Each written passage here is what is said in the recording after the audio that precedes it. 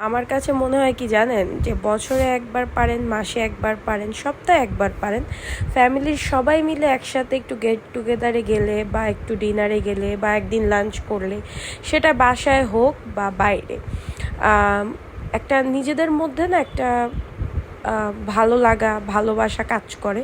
যেটা দেখেন সব সময় কিন্তু আমাদের একসাথে হওয়া হয় না, কিন্তু যখনই হওয়া হয় তখন কিন্তু ওই জায়গাটার মানে খাবার যেমনই হোক না কেন, আমাদের বন্ডিং, কথা বলার একটা আলাদা স্পেস বা আমাদের রিলেশনশিপটা না আস্তে আস্তে আরও ডেভেলপ হয়।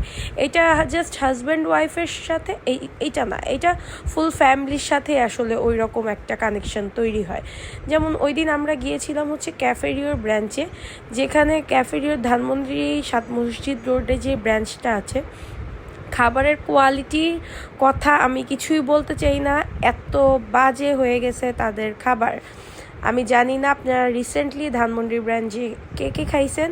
বেসিক খাবার যেগুলো আছে ওগুলো ঠিক ছিল, বাট মেইন কোর্সের কিছু খাবার, তারপর বলেন ডেজার্ট, তো মানে তাদের সার্ভিস কি বলবো, মানে খুবই খুবই খুবই বাজে ছিল। বাট আমরা যে সময়টা পার করছি একত্রে সবাই মিলেমিশে, সেই সময়টাই আসলে ভালো হয়েছে। স্টার্টার আইটেমগুলোই আমরা সবাই একটু একটু খেতে পারছি, মেইন কোর্স তো তেমন আমাদের কাছে জমে নাই। আর ডেজার্টে তো তাদের হচ্ছে মাত্র একটা কেক দিয়ে তারা পুরা বাফেট ক্লোজ করে ফেলছে। ব্যাপারটা হচ্ছে এইরকম, মানে মানুষ আস্তে আস্তে যে স্টেপ বাই স্টেপ নিয়ে নিয়ে খাবে, ব্যাপারটা এইরকম না। যারা ফার্স্টের দিকে নিছে, আর আমরা ফার্স্টের দিকে গিয়েছি কিন্তু আমরা রিফিল করে রাখি না, এটা আমাদেরই ছিল। আমি জানি না এটা রিফিল করে রাখতে হয় কেন আসলে।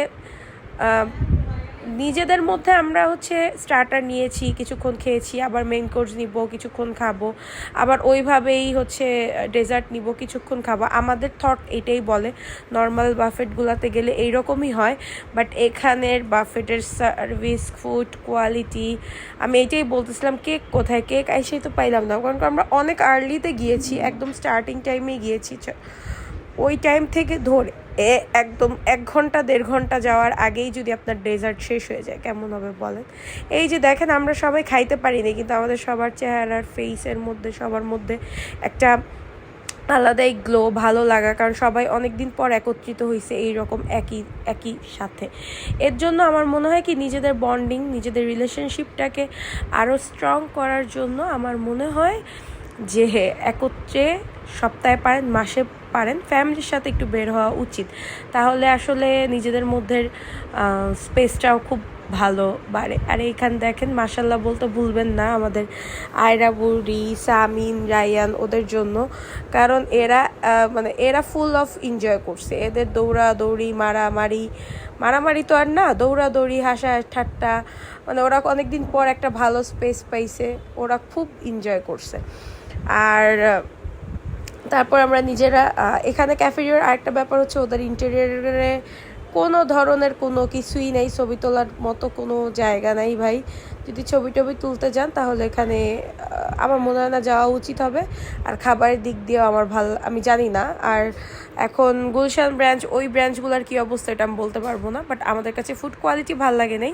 বাট আজকের ভিডিওটা শেয়ার করার মূল উদ্দেশ্য এটাই, যে ফ্যামিলিকে টাইম দিলে আসলেই হয়তো বা সম্পর্কগুলো খুব ভালো থাকে।